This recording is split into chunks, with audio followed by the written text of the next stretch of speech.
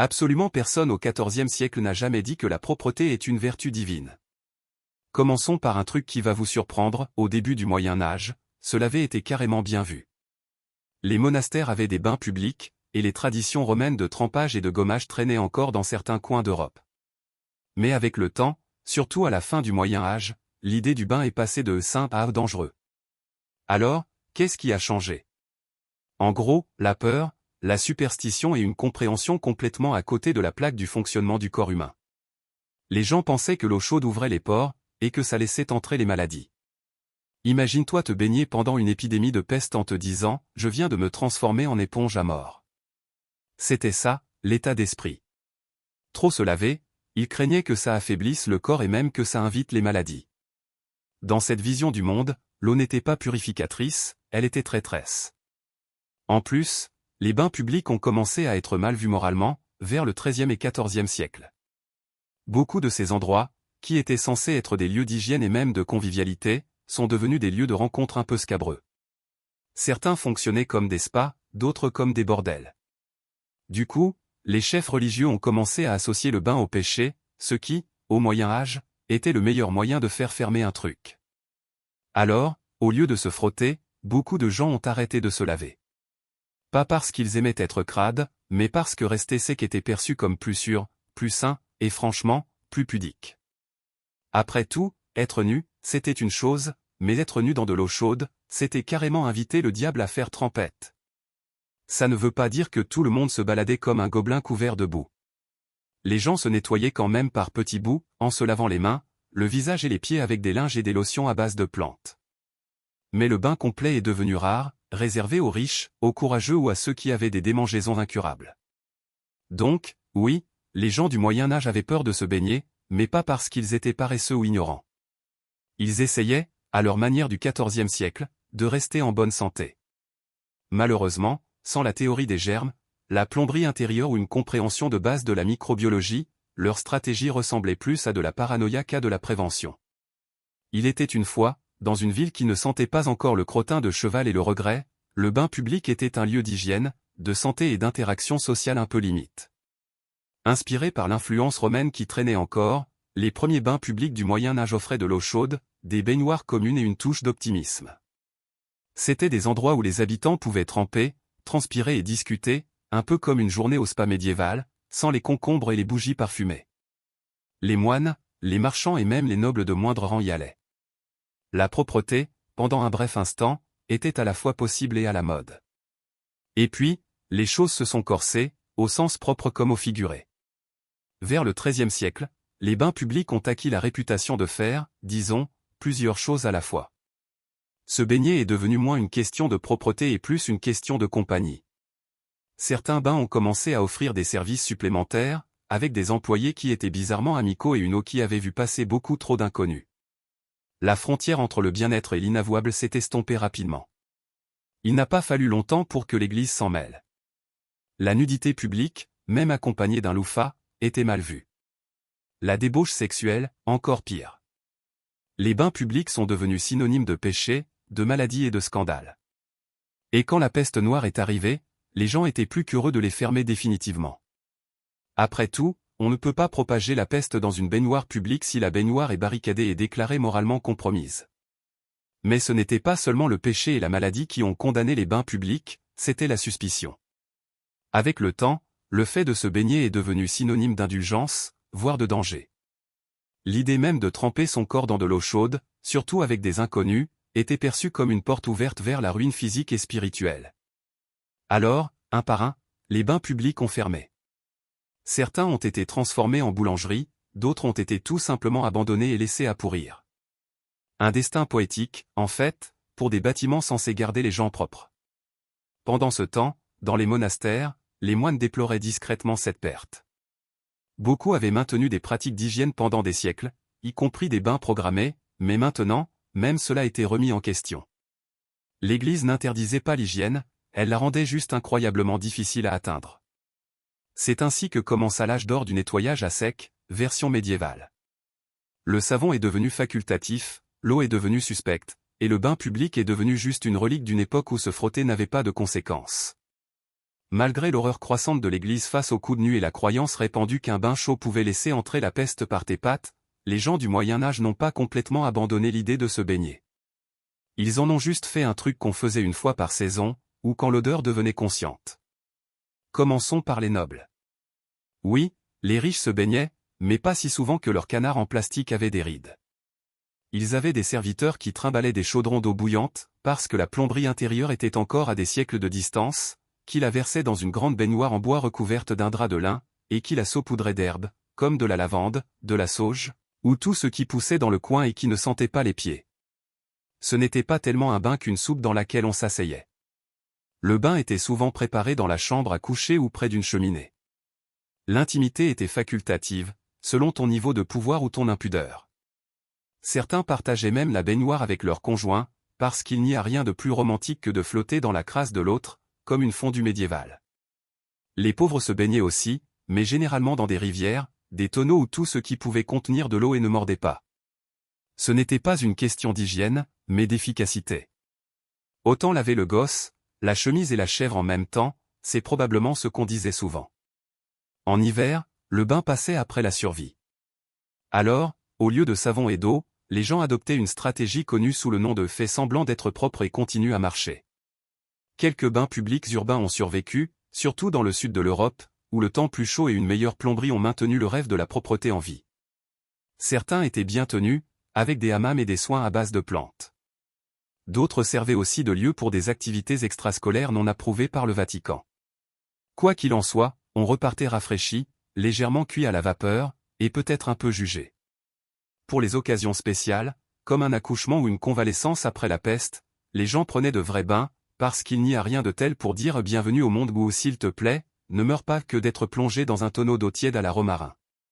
Quand l'immersion totale dans l'eau est devenue suspecte, à cause de la croyance que l'eau chaude invitait les maladies comme un bar ouvert, le monde médiéval s'est tourné vers la solution de repli, le bon vieux bain de toilette.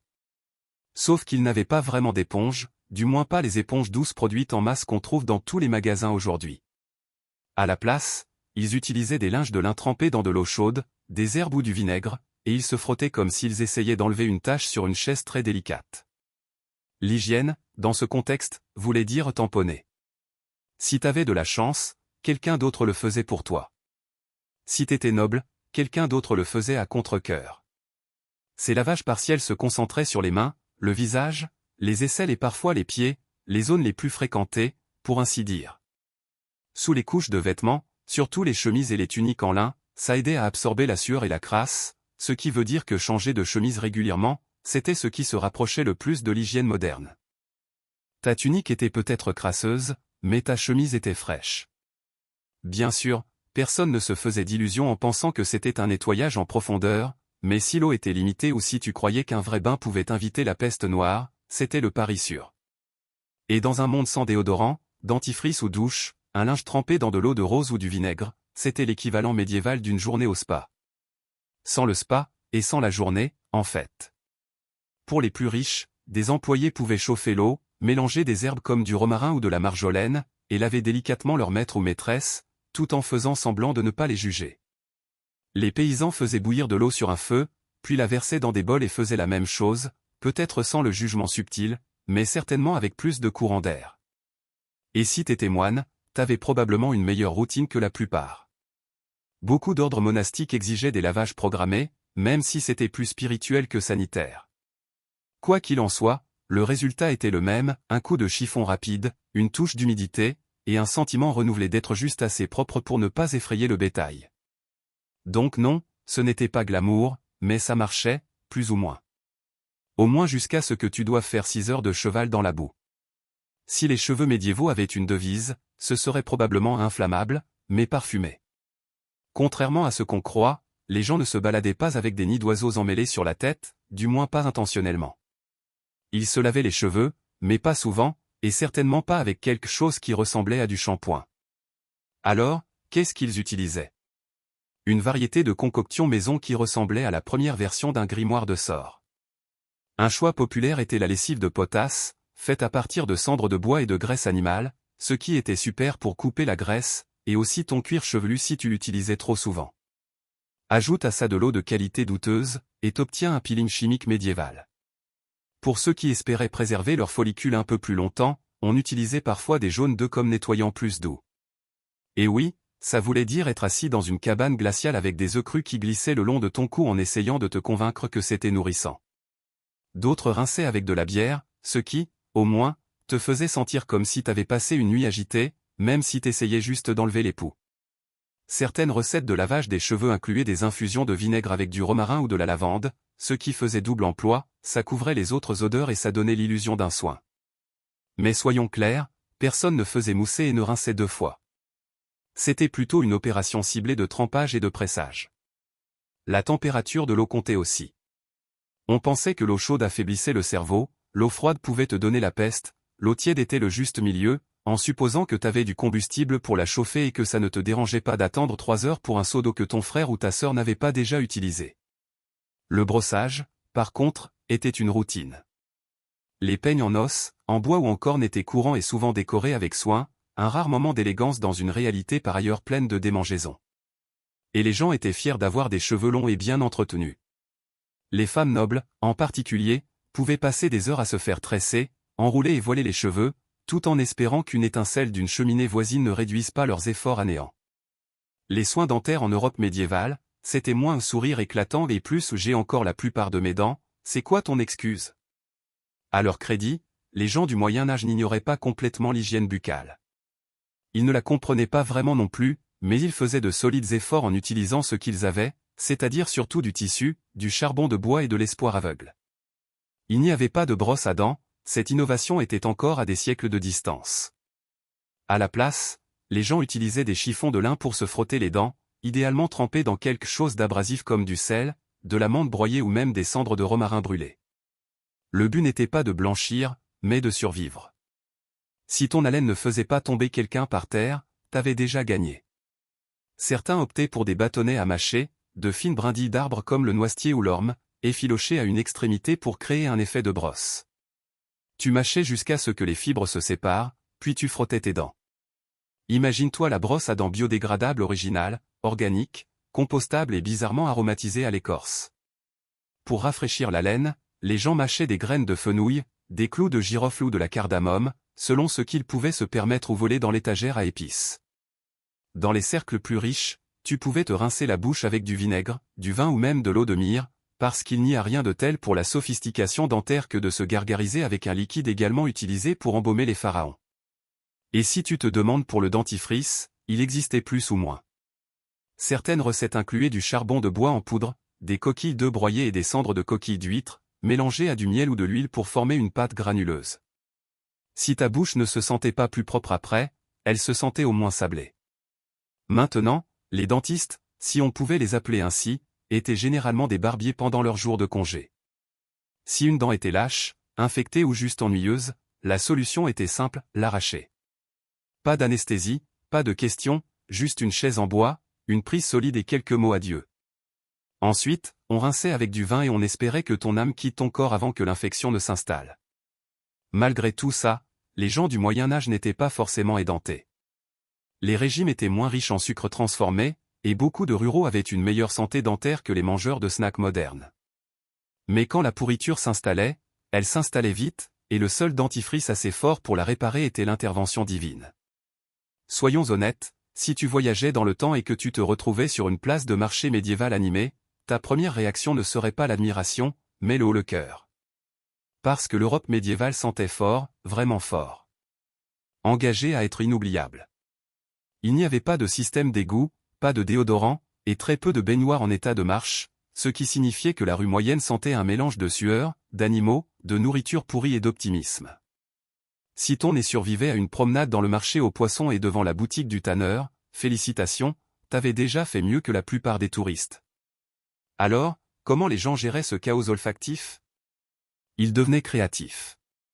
Entrait le pommandé, une petite boule creuse remplie d'herbes et d'épices, portée autour du cou ou cachée dans les vêtements, comme un désodorisant d'ambiance médiévale.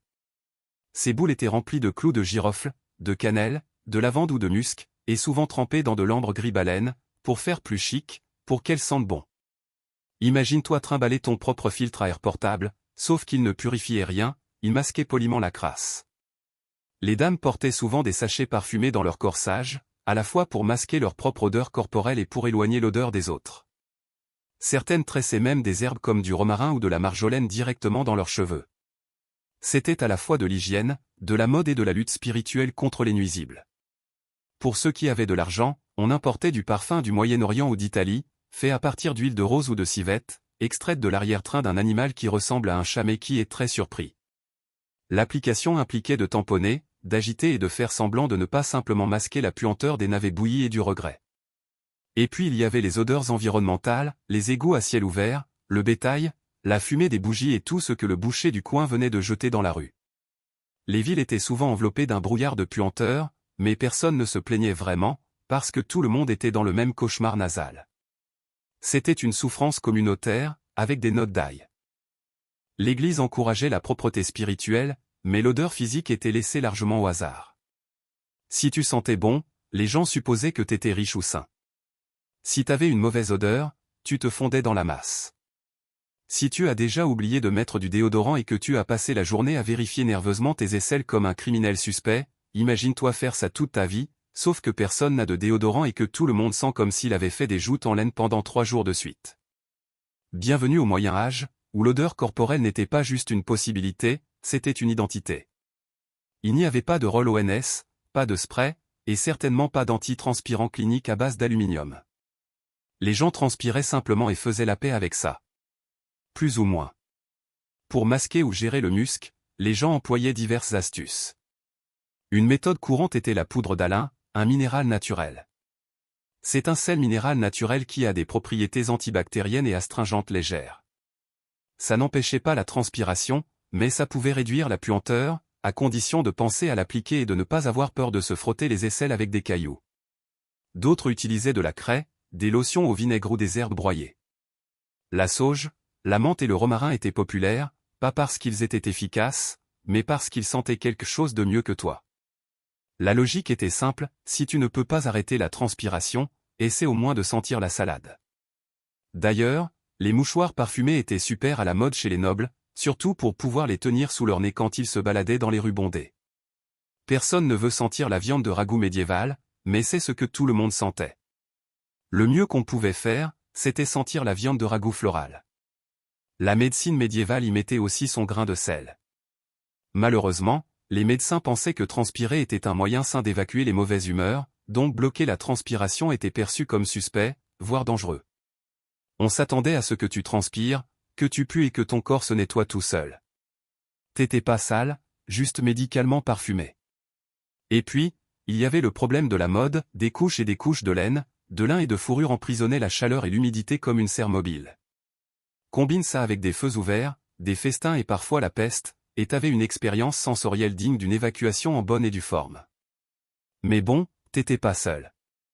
Tout le monde autour de toi sentait, même le roi, même les prêtres, même la femme qui te vendait des radis et qui ne s'était pas lavée depuis l'épiphanie. En bref, le déodorant n'était pas une réalité, mais la souffrance partagée l'était absolument. Dans un monde sans douche, sans savon qui ne mutile pas et sans déodorant qui n'implique pas d'herbe fourrée dans les aisselles, les gens du Moyen-Âge se sont tournés vers un héros improbable dans leur routine d'hygiène, le lin. Pas pour manger dessus, mais pour le porter, de préférence près du corps et changer avant qu'il ne lui pousse des jambes. Les sous-vêtements en lin étaient les sauveurs méconnus du Moyen-Âge. Respirants, absorbants et étonnamment durables, ils étaient portés sous les couches plus lourdes et impossibles à laver de laine et de fourrure. Les chemises, les smocks et les tuniques en lin absorbaient la sueur, la crasse et tout ce que le corps produisait avec enthousiasme dans un monde qui célébrait l'humidité, mais qui comprenait mal le savon. La logique était élégante, laver le lin, pas la personne. Parce que se frotter le corps était risqué, voire la peste, mais frotter sa chemise était parfaitement sûr. Les gens pouvaient passer des semaines sans se baigner, mais ils changeaient leurs sous-vêtements, parfois même 2 fois par semaine, ce qui, selon les normes médiévales, était presque sain. Le lin était tellement respecté qu'il est devenu un signal de statut. Si ta chemise était blanche et relativement propre, les gens supposaient que tu avais ta vie en ordre.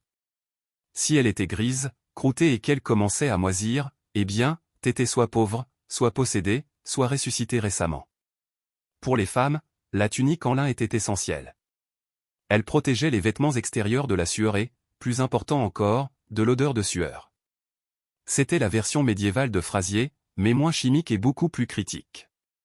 S'ils n'étaient pas entretenus, les chevaliers portaient du lin sous leur armure pour éviter de se transformer en jambon cuit pendant les tournois, les moines le portaient sous leur habit, et même les paysans portaient des tuniques en lin, bien que généralement rapiécées, élimées et maintenues ensemble par une simple volonté de faire. Bien sûr, laver le lin n'était pas amusant. Ça impliquait de faire bouillir de l'eau, de la lessive, de battre le tissu sur des rochers et d'espérer que la rivière ne l'emporte pas. Mais c'était toujours plus facile que de se baigner ou de gérer les conséquences spirituelles d'exposer ta poitrine à une baignoire d'eau chaude. S'il y avait bien une chose qui était vraiment constante dans la routine d'hygiène médiévale, c'était les démangeaisons. Pas parce que les gens étaient allergiques au lin ou au foin, bien qu'honnêtement, c'était probablement le cas aussi, mais parce qu'il hébergeait constamment tout un cirque itinérant de poux, de puces et d'acariens. Les poux étaient une nuisance tellement quotidienne qu'ils étaient traités comme des colocataires indésirables. T'avais pas des poux, t'avais juste des poux. Tout le monde en avait. Riches, pauvres, pieux, ivrognes, les poux ne faisaient pas de discrimination. C'étaient les vrais égalisateurs de la société médiévale. Alors, qu'est-ce que les gens faisaient?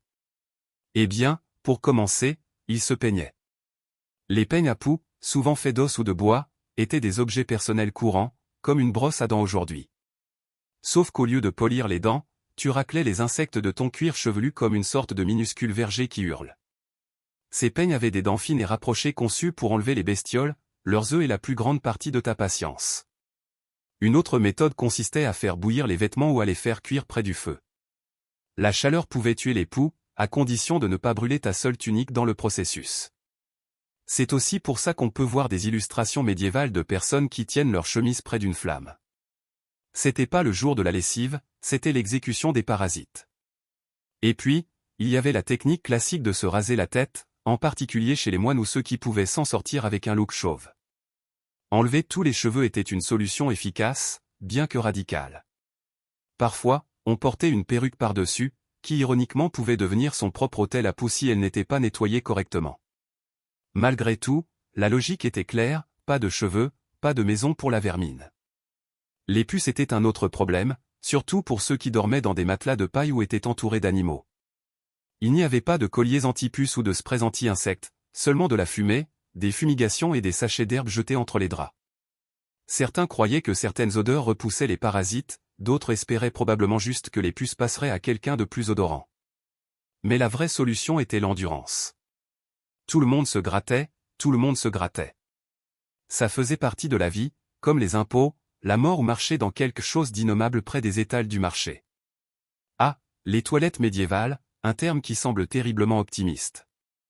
Parce qu'en vérité, aller aux toilettes au Moyen-Âge était moins une question de confort et plus une question d'improvisation créative et d'attente revue à la baisse. Commençons par l'élite. Les châteaux avaient des latrines, qui étaient essentiellement des placards avec un trou dans un banc de pierre qui tombait tout droit, parfois dans un fossé, parfois dans une fosse et occasionnellement dans une malheureuse parcelle de terre que quelqu'un avait oublié de clôturer. Elles étaient souvent situées en hauteur dans des tours pour plus d'intimité et le frisson supplémentaire de la gravité. Si tu étais en dessous, tu apprenais vite à ne pas traîner. Les paysans, en revanche, avaient moins de luxe. La plupart faisaient leurs affaires dehors, dans les bois, près de la rivière ou derrière la grange. Certains villages avaient des fosses communes, essentiellement des latrines avec des normes très basses et encore moins d'intimité. Ton voisin pouvait être là en train de discuter des rendements des récoltes. Au milieu des accroupissements, pour les besoins nocturnes, les pots de chambre étaient les stars du spectacle. Ces pots portables étaient cachés sous les lits ou à côté des zones de couchage, prêts à recevoir des contributions au milieu de la nuit. Si tu n'as jamais eu le plaisir de te soulager dans un bol en céramique froide à côté de ta famille endormie dans le noir complet, félicitations, tu n'es pas médiéval. Et qu'est-ce qu'il faisait du contenu des 10 pots? Il les jetait par la fenêtre, littéralement, avec un cri sonore de « garde à l'eau ». Les résidents déversaient leurs déchets dans la rue en contrebas, idéalement sans heurter les passants, mais soyons réalistes, la précision n'était pas garantie. L'assainissement des rues était géré principalement par la gravité et les pores. Les villes avaient parfois des caniveaux ou des fossés centraux pour évacuer les déchets, bien que ceux-ci se bouchaient souvent, débordaient ou restaient là à fermenter pour devenir une caractéristique du quartier. Le papier toilette, pas vraiment. Les gens utilisaient des chiffons, de la mousse, de la paille, leurs mains ou, pour les plus raffinés, des morceaux de laine ou de lin. Si ça te semble désagréable, imagine utiliser de la neige en hiver. Parce qu'avant que tout le monde ne décide collectivement que se baigner était suspect et probablement un péché, les bains publics étaient en fait florissants dans l'Europe médiévale. Ce n'étaient pas juste des baignoires et du savon, c'étaient les centres sociaux de leur époque. Imagine-toi des spas médiévaux avec quelques rebondissements supplémentaires. Les bains publics offraient une variété de services, bains chauds, hammams, massages, nourriture, musique et, selon l'établissement, une compagnie parfois douteuse. À leur meilleur, c'étaient des centres de bien-être communautaires, à leur pire, c'étaient des tanières dénudées de commérages, de goinfreries et de légers scandales, et parfois les 3 avant midi. On les appelait des étuves, pas parce que tu y restais assis trop longtemps, bien que ça puisse arriver, mais à cause de l'eau bouillante. Les bains mixtes n'étaient pas rares, surtout dans des endroits comme l'Allemagne ou l'Italie, où les attitudes étaient un peu plus détendues. C'était pas toujours risqué, les familles pouvaient y assister ensemble, les moines se baignaient parfois en couple, mais la nature humaine étant ce qu'elle est, les limites sont devenues floues. Tout comme l'eau, naturellement. Ça a fait des bains publics une cible favorite pour l'Église. Les religieux ont averti que se baigner en compagnie mixte menait au péché, ce qui, pour être honnête, était souvent le cas. Certains bains sont subtilement devenus des bordels avec plomberie. Les eaux sont devenues chaudes, et pas seulement à cause du feu sous la baignoire. Puis sont venues les pestes et tout a changé. Quand des maladies comme la peste noire ont frappé, les bains publics ont été blâmés. Les médecins pensaient que les pores ouverts invitaient les maladies, et comme les bains chauds ouvraient les pores, eh bien, le calcul était simple, d'une manière qui ne connaissait rien aux germes. Les bains publics ont fermé, leur réputation a chuté et soudainement, le bain public était définitivement hors de course. Certaines régions se sont accrochées à la tradition un peu plus longtemps. L'Europe du Sud, le Moyen-Orient et certaines villes portuaires ont gardé leur étuve en ébullition pendant des décennies de plus, mais en Europe du Nord et en Europe centrale, les bains ont commencé à disparaître plus vite que ta dignité après avoir glissé dans une baignoire commune. Ce qui restait, c'était un mélange de nostalgie et de paranoïa.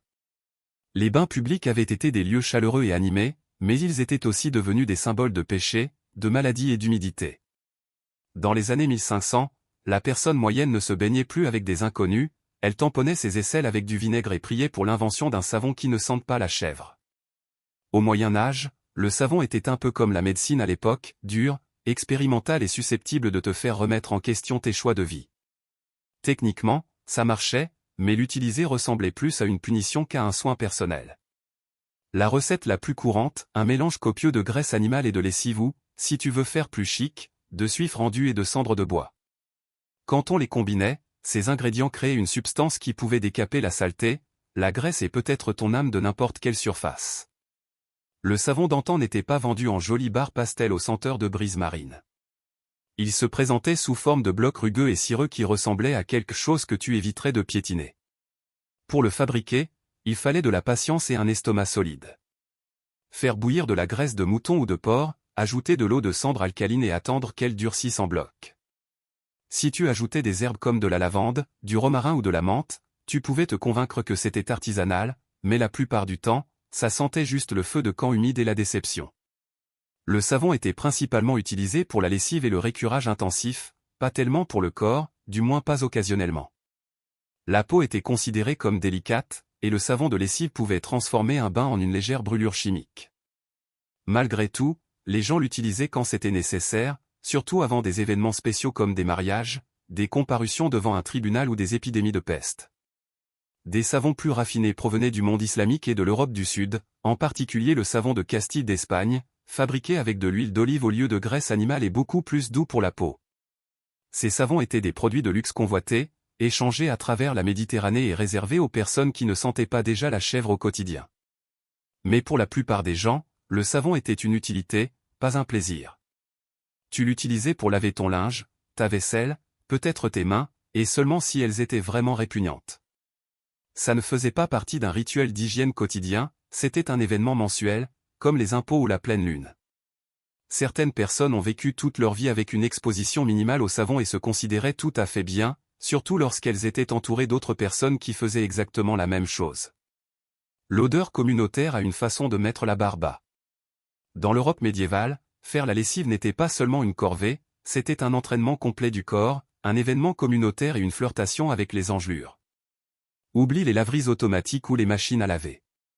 Si tu voulais des vêtements propres, tu devais être prêt à faire bouillir, à battre et à supplier le temps de coopérer. La plupart des lessives étaient faites dans les rivières, ce qui semble pittoresque jusqu'à ce que tu te souviennes que ces rivières servaient également d'égouts, de bains pour le bétail et d'occasionnels lieux d'élimination des cadavres. Mais bon, l'eau courante est de l'eau courante. Tout d'abord, tu faisais tremper ton linge dans de la lessive ou de l'urine. Oui, de l'urine humaine réelle, collectée dans des pots et stockée jusqu'à ce qu'elle atteigne sa puissance maximale, connue sous le nom de lessive de chambre. Elle était appréciée pour sa teneur en ammoniac, qui aidait à éliminer les taches et à blanchir les tissus. L'odeur était moins utile, mais à une époque où le parfum était facultatif et l'hygiène interprétative, ça faisait l'affaire. Après le trempage, les vêtements étaient traînés jusqu'à la rivière, frottés contre des planches de bois ou de grandes pierres plates, puis battus avec des palettes, une méthode connue sous le nom de foulage. C'était moins un lavage en douceur qu'un interrogatoire de vêtements. Ce processus pouvait prendre des heures et impliquait souvent l'effort collectif des lavandières, qui étaient à la fois craintes et admirées pour leur force dans les bras. Venait ensuite le rinçage, l'essorage et le séchage, ce qui, s'il pleuvait, signifiait attendre un jour de plus et espérer que ta chemise ne développe pas une nouvelle conscience. Les vêtements étaient souvent étalés sur des buissons, des haies ou tendus sur des cordes entre les arbres et les huttes paysannes. Les villages médiévaux avaient l'esthétique charmante d'une vente de garage sans fin. Bien sûr, tout le monde ne faisait pas sa propre lessive. Les ménages riches avaient des serviteurs, les monastères avaient des frères convers et certaines villes avaient même des laveurs professionnels. Mais pour la plupart des gens, c'était des Y ou rien. Il est intéressant de noter que les vêtements propres étaient plus importants que les corps propres. Tu n'avais peut-être pas pris de bain depuis un mois, mais si ta tunique en lin était brillante et fraîche, relativement parlant, tu étais considéré comme présentable. Dans certains cas, la lessive était ton hygiène. Après 14 chapitres à se gratter, se frotter, renifler et survivre, la question doit enfin être posée, l'hygiène médiévale fonctionnait-elle vraiment ou est-ce que tout le monde était juste à une tunique non lavée de la combustion spontanée? La réponse courte, ça fonctionnait assez bien. Pas selon les normes modernes, bien sûr. Si tu voyageais dans le temps en 1347, tes narines demanderaient probablement le divorce. Mais dans leur propre contexte, les gens du Moyen-Âge n'étaient pas complètement inconscients de la propreté. Ils fonctionnaient simplement à une échelle différente de ce qui comptait comme propre. Ils avaient des systèmes, même si ces systèmes impliquaient des bains de pieds au vinaigre et des pots de chambre jetés par les fenêtres. Ils avaient des outils, des peignes à poux, des couches de lin, du vinaigre, des herbes, du savon à base de cendre. Ils avaient aussi des rituels, qu'il s'agisse d'un bain de toilette avant la messe du dimanche ou de faire bouillir ses sous-vêtements à la pleine lune. L'hygiène existait, elle était juste profondément liée à la peur, à la foi et à la météo. À bien des égards, les gens du Moyen-Âge faisaient de leur mieux avec ce qu'ils avaient, tout en essayant constamment de ne pas mettre en colère Dieu, le baron local ou leurs propres aisselles. L'idée de bain régulier et complet était risquée, prenait du temps et, grâce à la doctrine de l'Église et aux craintes de la peste, était considérée comme médicalement imprudente. Alors, ils ont fait preuve d'ingéniosité. Et étonnamment, certaines pratiques ont bien vieilli. Les sous-vêtements en lin étaient hygiéniquement intelligents. L'eau infusée aux herbes et les lotions au vinaigre avaient une logique antibactérienne assez solide. Même les bains publics étaient efficaces jusqu'à ce qu'ils se transforment en jacuzzi de commérage et de syphilis. Mais oui, les gens sentaient, ils se grattaient, ils partageaient des bains, des poux et des conseils médicaux profondément erronés. Pourtant, beaucoup ont vécu jusqu'à la vieillesse, ou au moins jusqu'à une deuxième récolte, malgré les horreurs de l'hygiène. Donc, bien que leurs normes fussent, disons, fluides, elles n'étaient pas sans effort. L'hygiène était plus un signal social qu'une science. Des vêtements propres équivalaient à la vertu, des cheveux brillants, ou au moins irritants, signifiaient la discipline et éviter la pourriture complète du corps était juste de bonne manière. En fin de compte, l'hygiène médiévale fonctionnait de la même manière qu'équilibrer une roue de wagon avec de la ficelle, à peine, mais de manière impressionnante compte tenu des outils. Imagine-toi traverser une ville par-ci, tu t'attends à des cabanes poussiéreuses et à des ruelles sans queue ni tête, détrompe-toi. Cet endroit était tellement bien planifié qu'il pourrait faire pleurer d'envie un urbaniste moderne. Construite vers 2500 avant Jésus-Christ, Mohenjo-Daro n'a pas été improvisée comme un camping de festival. Elle était organisée avec une méticulosité incroyable. La ville était aménagée selon un plan en damier. Oui, de vrais blocs et des angles droits. Les rues allaient du nord au sud et en ouest, se croisant proprement et formant un réseau de routes ordonnées. C'est comme si les architectes avaient utilisé une règle et avaient dit, on va faire en sorte que ce soit géométrique. Mais la vraie magie ne se trouvait pas seulement à la surface. Sous ces routes poussiéreuses se cachait un système que même les villes du XXIe siècle peinent souvent à entretenir, le drainage. Mohenjo-Daro avait un système d'égouts souterrains. Presque chaque maison, aussi petite soit-elle, avait accès à l'eau et au drainage. Les eaux usées s'écoulaient des maisons dans des égouts couverts qui longeaient les rues. On pouvait presque entendre les anciens habitants dire, en fait, l'assainissement, c'est important. La ville n'était pas juste une salle de bain géante en briques, elle était zonée avec intention. Il y avait une citadelle sur une butte surélevée, probablement le lieu de résidence des élites administratives ou religieuses, et une ville basse où vivait la population générale. Les bâtiments publics, comme le célèbre Grand Bain, suggèrent qu'il ne s'agissait pas seulement de survie. Il y avait des rituels, peut-être même des loisirs, imprégnés dans les briques d'argile. Les marchés prospéraient probablement le long des rues principales, et les maisons variaient en taille, ce qui indiquait une stratification sociale. Mais même les maisons les plus modestes avaient des puits privés et des toilettes. Réfléchis bien à ça, des gens avec moins de moyens avaient quand même la plomberie intérieure il y a 4 millénaires. Pendant ce temps, de nombreux Européens du XIXe siècle jetaient encore leurs déchets par les fenêtres. Et puis, mystère, la ville a finalement été abandonnée. Pas de signe de conquête, pas d'incendie spectaculaire, juste le silence. Peut-être des changements climatiques, peut-être une perturbation du commerce.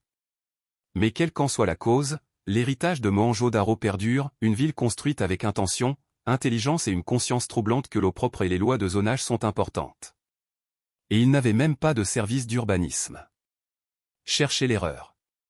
Si Mohenjo-Daro était le comptable ordonné des villes antiques, Babylone était la célébrité théâtrale. Tapa accent grave-l'œil, vaste et imprégné de mythes. Babylone n'était pas juste une ville, c'était un symbole. Elle s'est élevée et est tombée de nombreuses fois au cours des siècles, mais à son apogée, vers le VIe siècle avant Jésus-Christ, sous Nabuchodonosor II, Babylone était le cœur scintillant de la Mésopotamie. Ne te laisse pas berner par la poésie, cet endroit était aussi soigneusement planifié que majestueux. Babylone était une ville fortifiée avec des portes massives, dont la plus célèbre était la porte d'Ishtar, ornée de carreaux bleus éblouissants et de lions sacrés qui semblaient sortis d'une séquence de rêves. Et non, ce n'était pas juste décoratif. Cette porte faisait partie d'un aménagement urbain soigneusement orchestré. Au centre de la conception de Babylone se trouvait un axe sacré, une voie processionnelle qui traversait la ville de part en part. Ce n'était pas juste une route, c'était un itinéraire de défilé pour les dieux, littéralement. Les festivals religieux, comme le festival du Nouvel An à Kitu, défilaient le long de cette rue, reliant la grande ziggourate et Temenanki, qui a peut-être inspiré l'histoire de la tour de Babel, au puissant temple dédié au dieu Marduk. Ici, l'urbanisme était en partie piété, en partie propagande. Tu ne faisais pas que vivre à Babylone, tu marchais tous les jours dans son récit sacré. Les rues de Babylone épousaient la forme de la rivière et suivaient les contours du terrain, mais elles étaient aussi intelligemment zonées. Il y avait des quartiers résidentiels, des complexes de temples, des jardins, des marchés et des centres administratifs. L'Euphrate traversait la ville, fournissant non seulement de l'eau, mais aussi une artère navigable pour le commerce et, soyons honnêtes, pour se montrer. Les systèmes de drainage étaient présents, bien que pas aussi raffinés que dans la civilisation de la vallée de l'Indus. Malgré tout, les maisons avaient des salles de bain avec des tuyaux en argile et des canaux pour évacuer les eaux usées.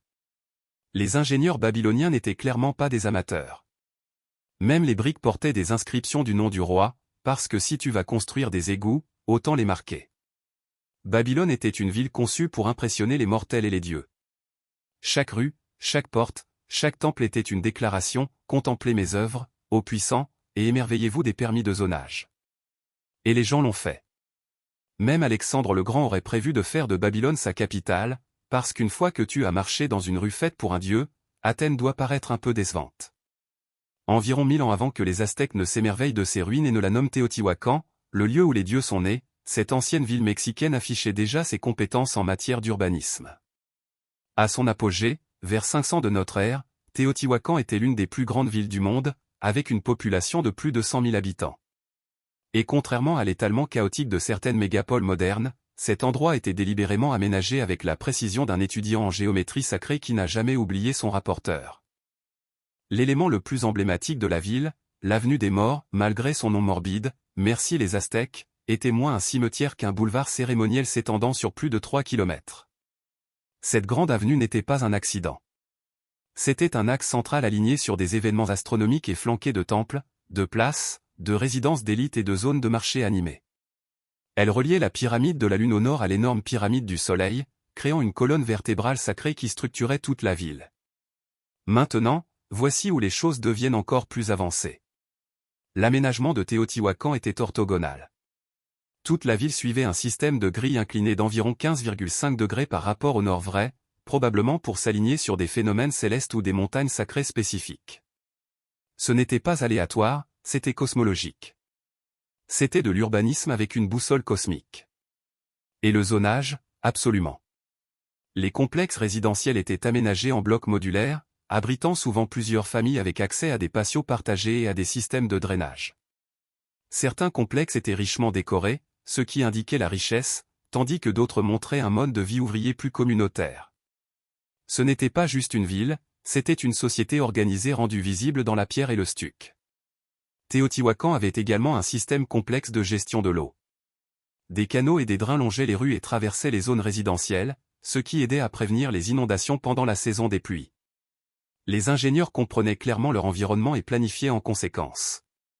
On a l'impression qu'ils auraient été profondément offensés par les nids de poules. Il y a encore beaucoup de choses que nous ne savons pas, qui gouvernait, comment le pouvoir était structuré. Mais nous savons ceci, la ville a été construite pour impressionner à la fois les yeux et le ciel. Teotihuacan était un plan d'ordre combinant le rituel à la rationalité. Et quand les Aztèques sont tombés sur ces ruines imposantes des siècles plus tard, ils ne l'ont pas seulement admiré, ils ont supposé que les dieux avaient dû la construire. Honnêtement, après avoir vu la symétrie, qui pourrait leur en vouloir?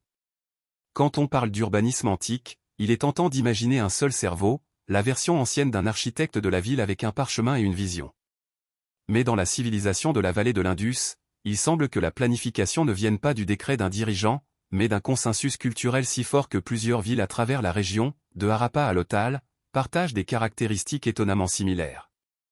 Ce n'étaient pas des villes sœurs, c'étaient pratiquement des clones architecturaux. Et ça en dit long. Prends Harappa, située dans ce qui est aujourd'hui le Pakistan moderne. Comme Mohenjo-Daro, elle était également aménagée selon un plan en damier, avec des tailles de briques uniformes, un zonage clair pour les usages industriels, résidentiels et administratifs et, tu l'as deviné, des systèmes de drainage avancés. Chaque maison était reliée aux égouts de la rue par des conduits privés ou des tuyaux souterrains en terre cuite. Ce n'était pas seulement de l'assainissement, c'était de la dignité par la conception, garantissant que même les citoyens ordinaires avaient des installations propres. Lothal, une autre ville de l'Indus près de la mer d'Arabie, a ajouté une nouvelle couche de sophistication, la planification portuaire. Oui, Lothal avait un chantier naval, probablement le plus ancien connu au monde, avec un bassin massif et des portes d'écluses pour contrôler les niveaux d'eau. Ce n'était pas juste un avant-poste au bord de la rivière, c'était une plaque tournante du transport maritime avec une infrastructure qui anticipait les marées et les schémas d'écoulement. Et tu pensais que Venise était intelligente? Ce qui rend tout cela encore plus remarquable, c'est qu'il n'y a aucune preuve de palais de roi ou de forteresse militaire, pas de statue des élites dirigeantes, pas d'inscriptions épiques vantant des victoires. Au lieu de cela, les villes semblent avoir été gérées par des bureaucraties ou des conseils efficaces axés sur l'hygiène, le commerce et le rituel. Leur pouvoir venait de l'ingénierie, pas de l'empire. Des artefacts comme les poids et mesures normalisés suggèrent une économie profondément réglementée avec des zones de marché et des zones artisanales désignées. On pourrait presque imaginer d'anciens comités de planification se disputant le placement des entrepôts et la largeur des égouts. Parce que ces décisions ont été prises, et elles ont tenu sur des centaines de kilomètres. Et ils ne construisaient pas seulement pour l'élite. L'uniformité dans la construction des maisons, l'accès à l'eau et les équipements publics comme les bains et les puits indiquent un idéal urbain qui était collectif, pas hiérarchique.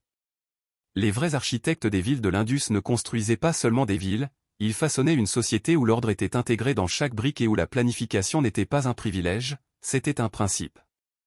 Quand on pense au zonage aujourd'hui, on imagine des bureaucrates se disputant des permis de stationnement et se demandant si le Airbnb de quelqu'un enfreint les codes résidentiels. Mais le zonage, qui consiste à diviser une ville en zones désignées pour vivre, travailler, adorer et jeter tes ordures, n'est pas moderne, il est ancien et étonnamment répandu. Des villes comme Mohenjo-Daro, Babylone et Teotihuacan n'étaient pas juste des amas aléatoires de bâtiments, c'étaient des espaces soigneusement orchestrés, chacun avec une logique derrière l'aménagement. Commençons à nouveau avec Mohenjo-Daro. Là-bas, la citadelle surélevée abritait des bains publics, des greniers et peut-être des bâtiments administratifs. En dessous, se trouvaient les quartiers résidentiels, avec de larges avenues les séparant. Les ateliers et les fours étaient conservés sur les bords, probablement parce que personne ne voulait que sa maison soit remplie de fumée et du bruit des roues de poterie. C'est le zonage par bon sens. Mais la partie impressionnante, c'est que ce modèle s'est répété à travers les villes de l'Indus. Maintenant, passe à Babylone. Le zonage babylonien était motivé non seulement par l'utilité, mais aussi par le rituel et la propagande. Les temples et les palais dominaient le cœur de la ville, reliés par des voies cérémonielles. Les bâtiments administratifs et les maisons d'élite étaient regroupés à proximité, tandis que les roturiers et les marchés étaient repoussés vers l'extérieur. Mais tout le monde, riche ou pauvre, vivait sous la même philosophie d'aménagement urbain, organisé, déterminé et impressionnamment sophistiqué. Ensuite, il y a Téotihuacan. Ici, le zonage atteignait une précision presque chirurgicale. L'aménagement de la ville suivait une grille stricte, mais chaque secteur avait une identité claire. Il y avait des complexes résidentiels, des zones de production artisanale, des zones de marché et des complexes de temples, tous coordonnés comme les parties d'un corps. Certains complexes abritaient même des immigrants, des quartiers entiers de personnes de Oaxaca ou de la côte du Golfe, chacun construit dans le style architectural de sa patrie. C'était du zonage plus du multiculturalisme en 5 sens de notre ère. Ce niveau d'organisation spatiale montre une chose essentielle, ce n'était pas juste des villes, c'était des sociétés intentionnelles. L'espace urbain reflétait des valeurs, qu'elles soient spirituelles, politiques ou économiques. Où tu vivais, où tu travaillais, où tu priais, tout cela était précartographié par des gens qui comprenaient non seulement comment les humains se déplacent, mais comment ils se relient. Et non, ils n'avaient pas besoin de logiciels SIG modernes, juste de l'observation, de l'ingénierie et peut-être un ou deux mandats divins. Parce que quand une société peut faire respecter les lois de zonage sans les indignations de Twitter ni les poursuites judiciaires, tu sais que leur jeu d'urbanisme était en avance sur son temps. Nous aimons imaginer le monde antique comme glorieusement sale, avec des rues boueuses, des pots de chambre et le parfum indubitable de foules non lavées. Mais en vérité, certaines villes antiques se souciaient beaucoup de l'assainissement. En fait, plusieurs avaient des systèmes d'hygiène publique qui feraient rougir un Européen du XIXe siècle. Revenons à Mohenjo-Daro, notre superstar de l'assainissement. Presque chaque maison, quelle que soit sa taille, avait sa propre salle de bain privée avec un sol en pente pour évacuer l'eau. Les eaux usées étaient canalisées dans des égouts de rue couverts, oui, des égouts couverts, tapissés de briques et équipés de trous d'accès pour le nettoyage. Les égouts longeaient presque toutes les rues, emportant les déchets loin de la ville. C'était fondamentalement une première version de la plomberie municipale. Ce n'était pas seulement intelligent, c'était révolutionnaire. Compare ça à Babylone, où l'hygiène était plus symbolique. La ville avait des canaux et quelques chenaux de drainage, et des tuyaux en argile transportaient l'eau dans les palais et les temples. Mais pour le citoyen moyen, l'assainissement impliquait des fosses d'aisance, des fossés ouverts et le pardon divin. Malgré tout, les salles de bain étaient courantes, et les maisons plus riches avaient la plomberie intérieure en utilisant des tuyaux en argile. Certains documents décrivent même un système de chasse d'eau rudimentaire, impliquant probablement des seaux et un bon timing. Maintenant, zoomons sur Téotihuacan. Bien que pas aussi obsédé par le drainage que la vallée de l'Indus, Téotihuacan disposait toujours de canaux d'eau de pluie soigneusement conçus et de systèmes d'égouts séparés.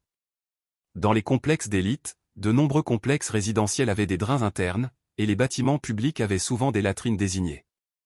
La propreté n'était pas seulement une question de confort, elle était probablement liée à la pureté religieuse, en particulier dans les zones rituelles comme les temples ou l'avenue des morts. Même les petites villes du monde antique, comme Lothal et Harappa, reflètent une compréhension profonde de l'hydrologie, avec des puits, des réservoirs et des rues stratégiquement en pente pour prévenir les inondations.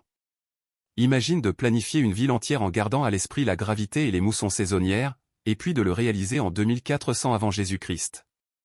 Ce qui rend tout cela impressionnant, ce n'est pas seulement la technologie, c'est l'état d'esprit.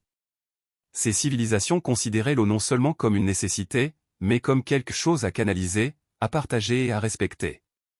L'hygiène n'était pas un luxe pour l'élite, elle était intégrée dans la conception urbaine elle-même.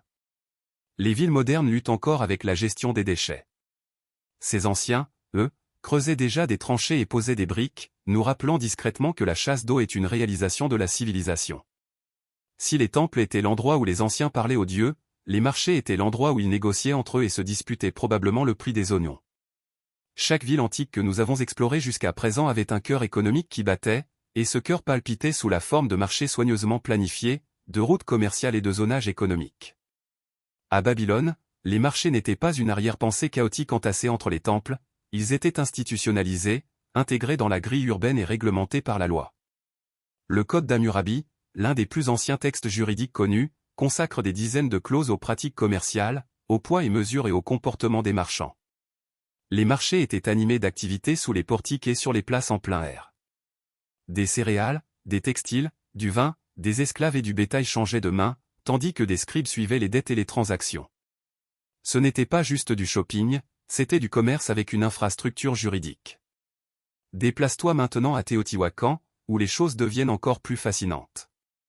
La ville accueillait d'énormes places de marché, en particulier près du complexe de la citadelle, où des milliers de personnes se rassemblaient pour échanger des outils en obsidienne, du cacao, des plumes, de la céramique et du sel. Contrairement aux économies de temples très centralisées de certaines cultures, le système de marché de Teotihuacan semblait décentralisé et axé sur la communauté, avec différents quartiers spécialisés dans des métiers spécifiques. Imagine-toi une version ancienne des boutiques Etsy locales, sauf que ton fournisseur vivait dans le complexe voisin. Pendant ce temps, à Mohenjo-Daro et dans d'autres zones de l'Indus, avec de larges avenues et dans les entrepôts adjacents, les archéologues ont découvert des poids et des balances standardisés, ce qui suggère un système de réglementation robuste. Des marchandises provenant d'aussi loin que la Mésopotamie, notamment des sceaux et des pierres précieuses, ont été trouvées sur des sites de l'Indus, ce qui indique que le commerce international existait.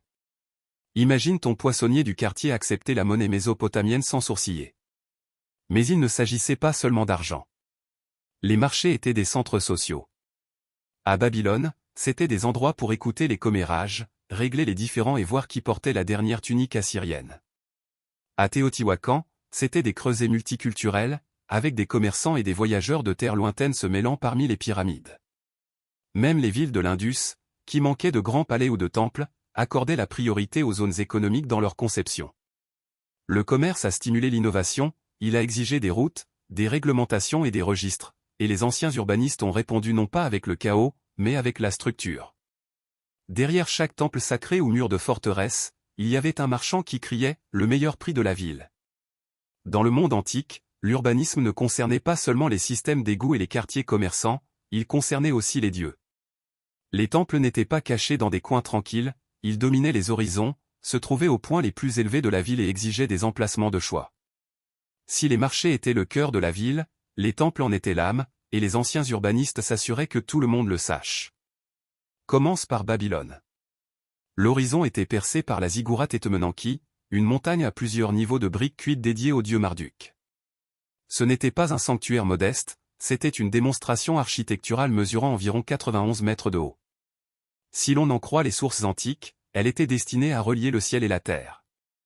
Et ce n'était pas seulement spirituel, c'était un message urbain centralisé.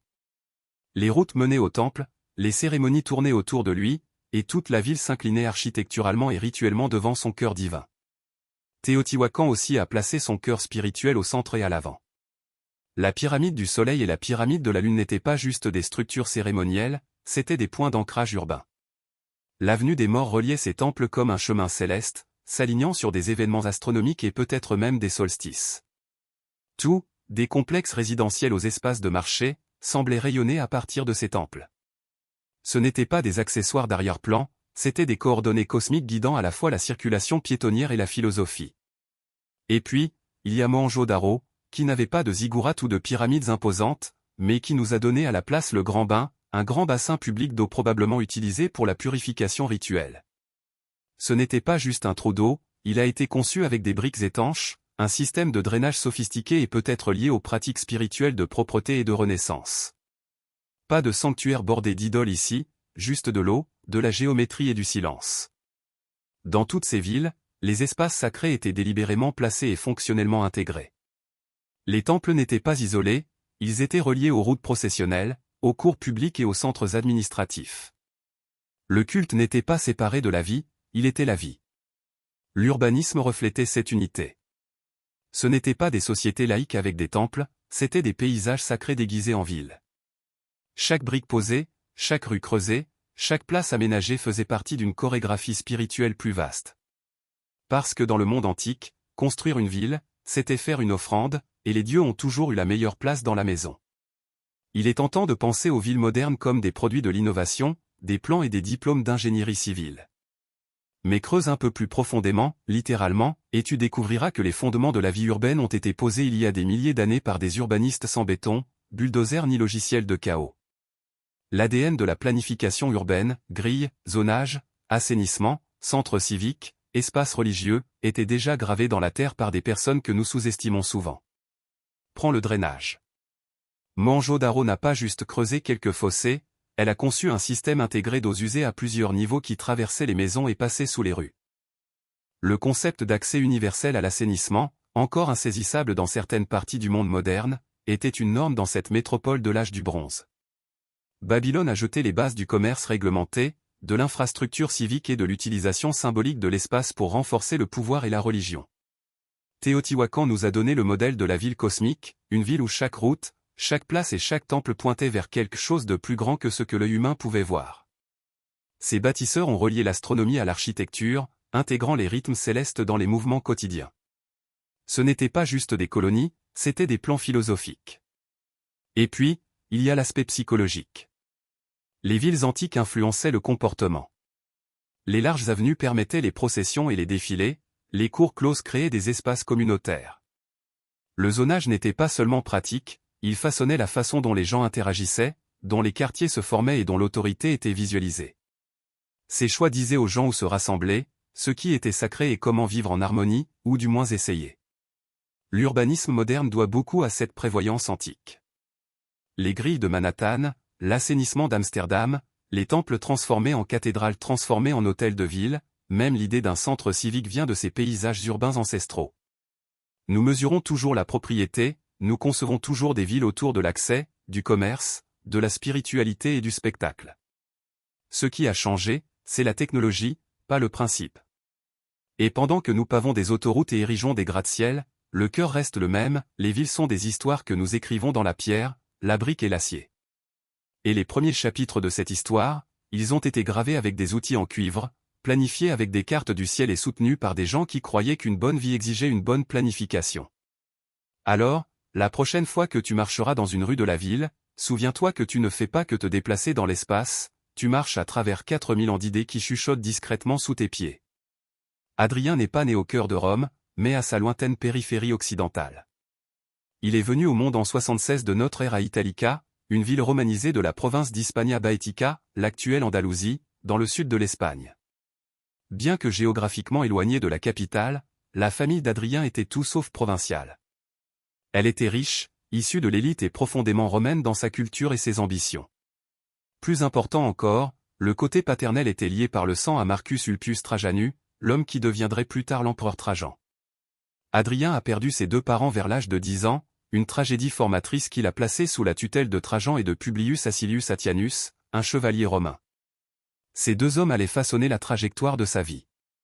Alors que de jeunes nobles étaient orientés vers des carrières militaires ou politiques, Adrien gravitait autour de la littérature, de la philosophie et des arts grecs.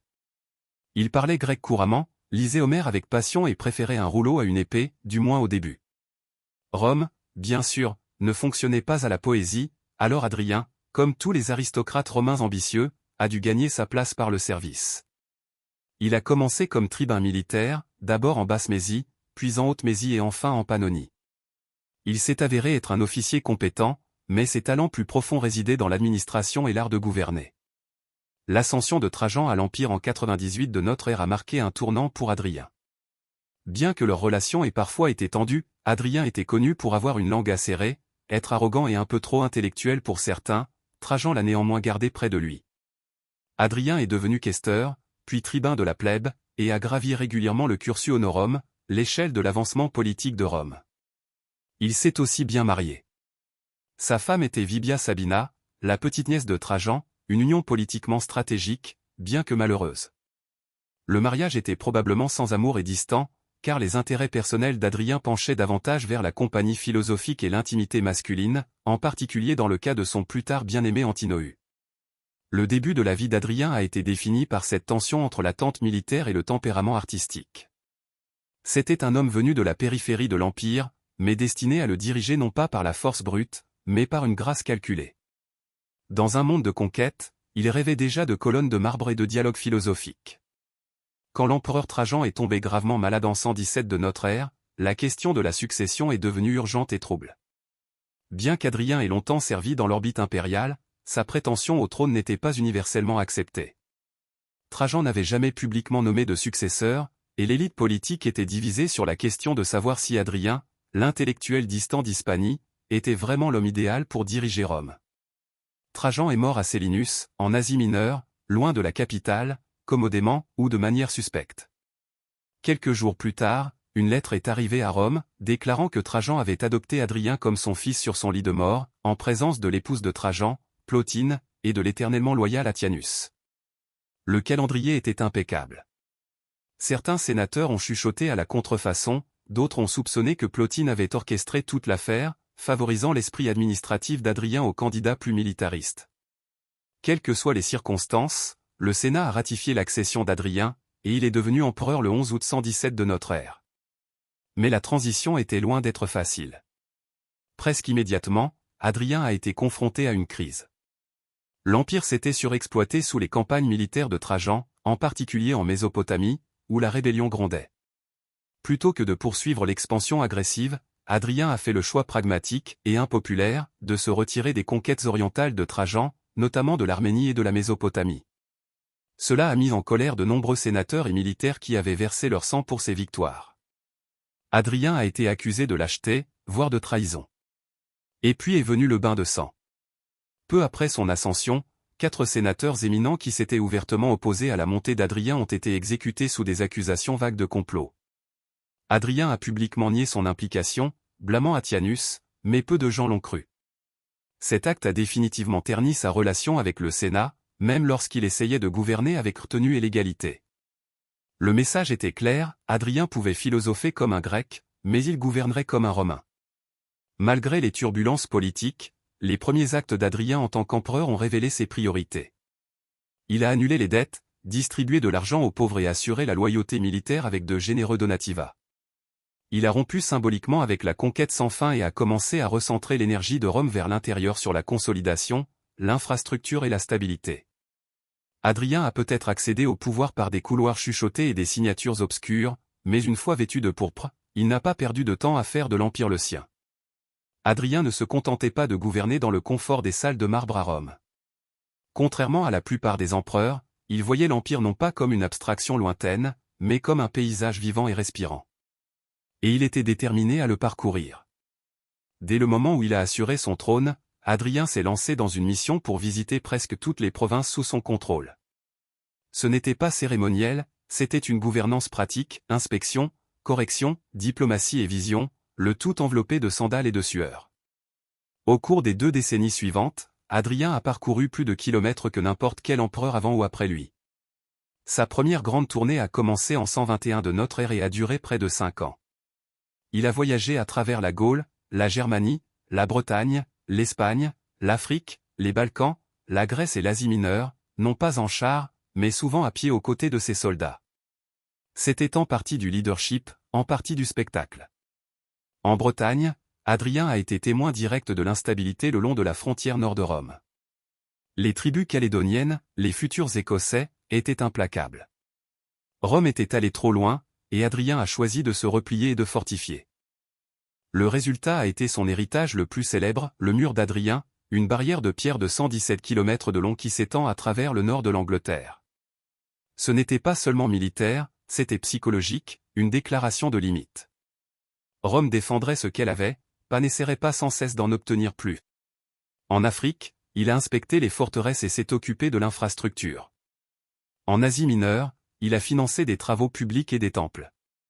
En Égypte, il a été traité comme un dieu vivant et a failli se noyer dans le Nil. Partout où il allait, il liait l'Empire par des apparences, des politiques et un mécénat architectural. Mais son arrêt préféré était toujours la Grèce. Adrien adorait la culture hellénique, sa langue, sa philosophie et son esthétique. Il a participé au mystère d'Éleusis, a parrainé des philosophes et a même gagné le surnom de Graeculus dans sa jeunesse. Il ne s'en offusquait pas, il s'en est même fait une fierté.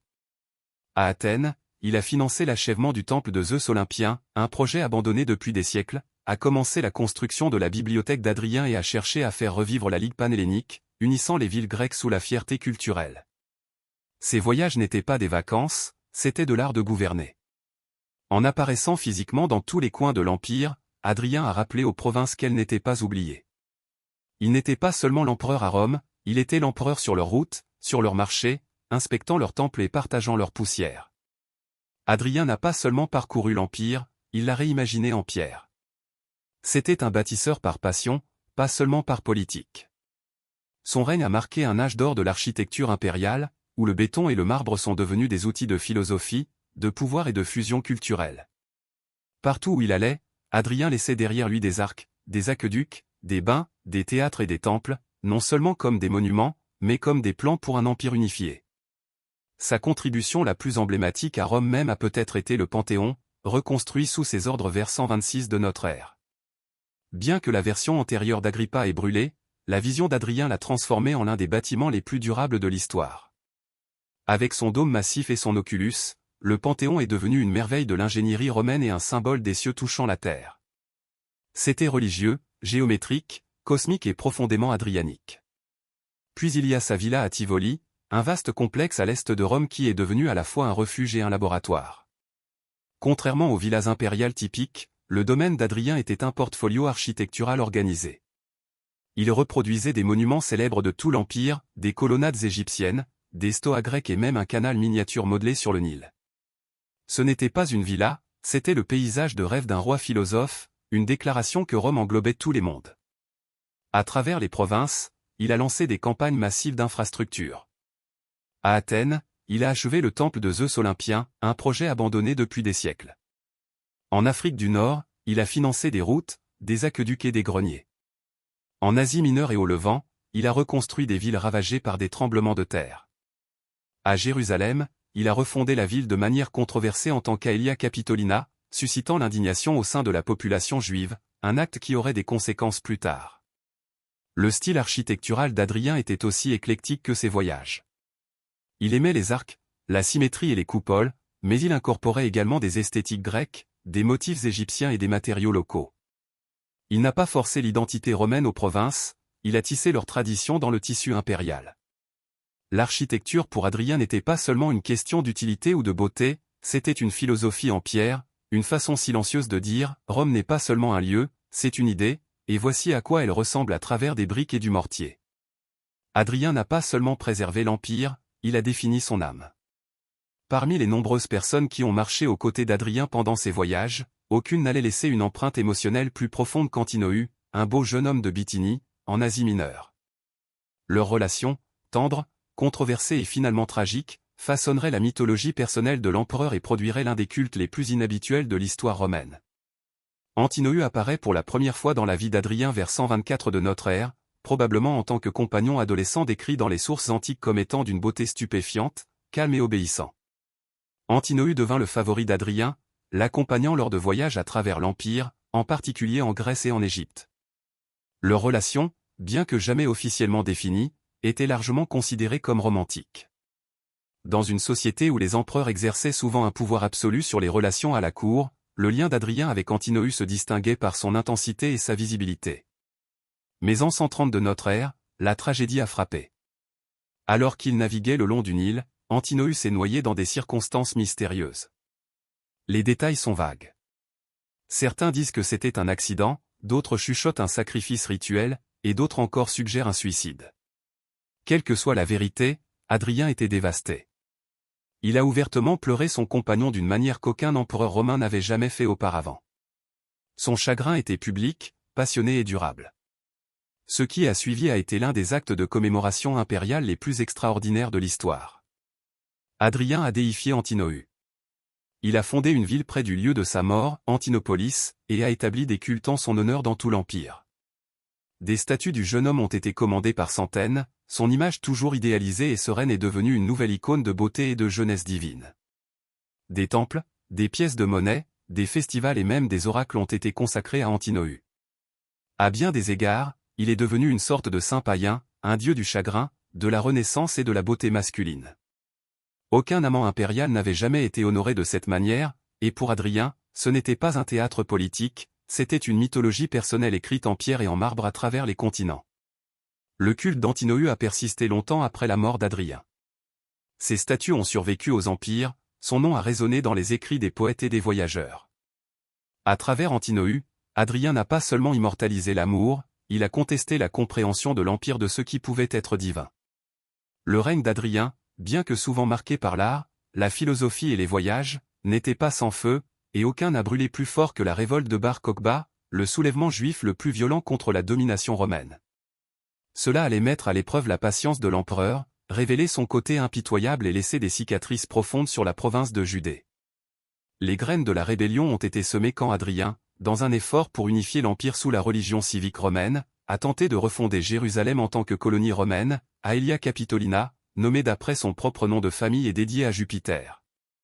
Pour aggraver les choses, il aurait prévu de construire un temple à Jupiter sur les ruines du second temple, le site le plus sacré du judaïsme.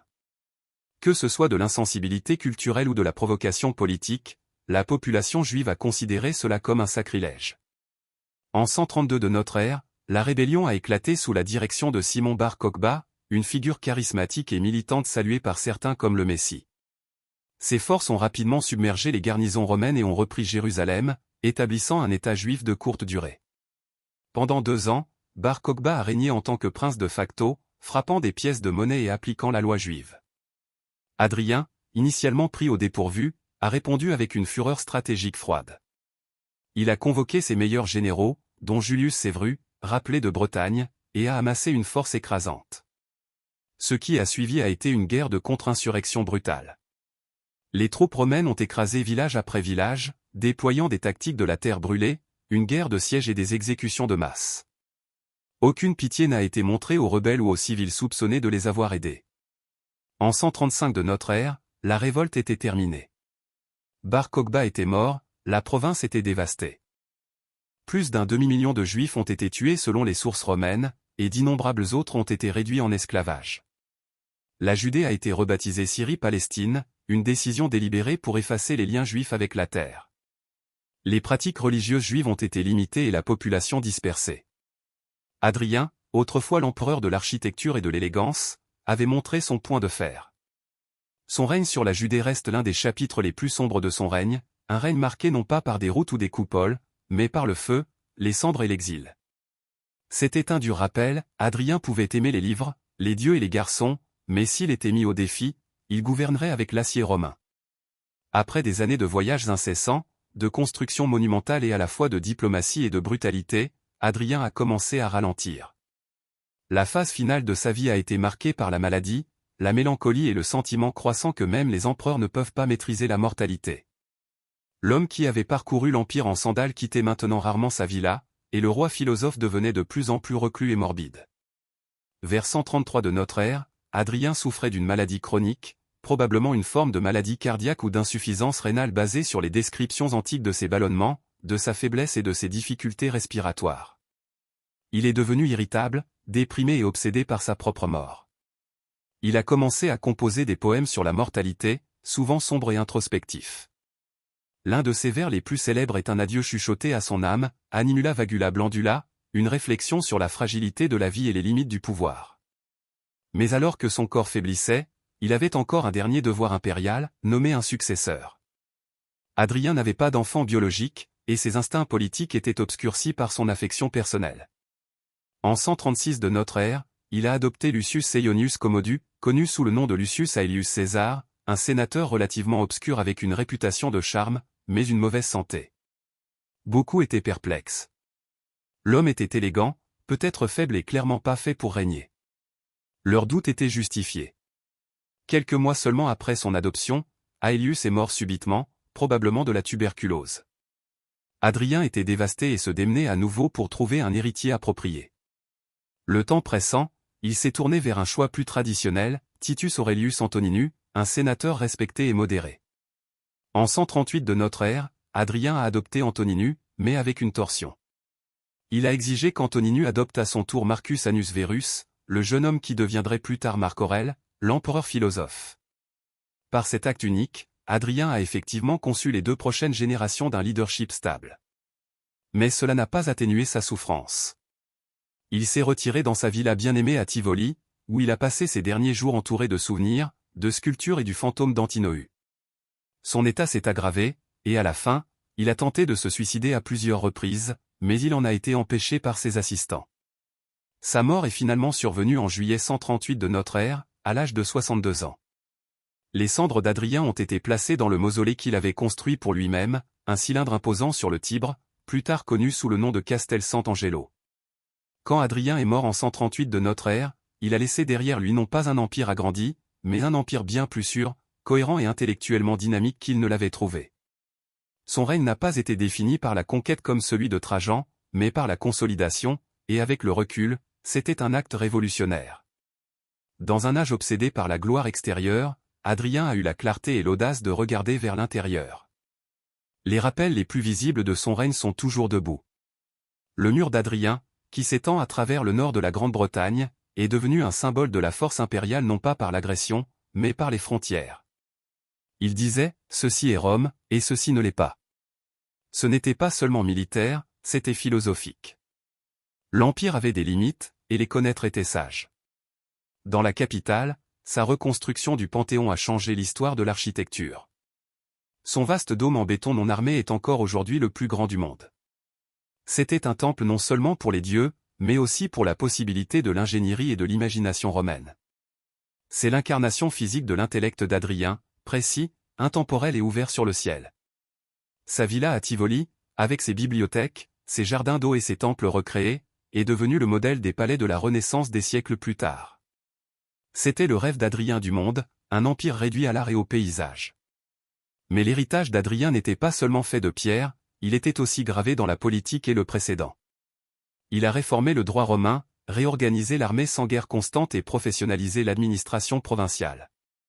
Il a visité ces provinces non pas pour les éblouir, mais pour les comprendre, laissant derrière lui un nouveau modèle de responsabilité impériale.